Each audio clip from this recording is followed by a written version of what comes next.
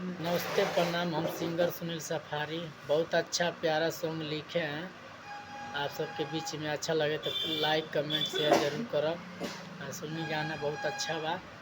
अब की सावन में नहीं फिर मानी रे, अब की सावन में नहीं फिर मानी रे, लागत की मोगी हमार जल ढारी रे, लागत की मोगी हमार जल ढारी रे।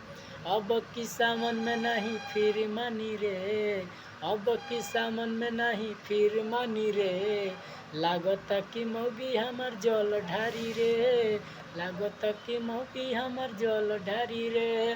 कान्हा प कांवर लेके देव घर जाई रे, कान्हा प कांवर लेके देव घर जाई रे, लागत की मोगी हमार जल ढारी रे, लागत की मोगी हमार जल ढारी रे।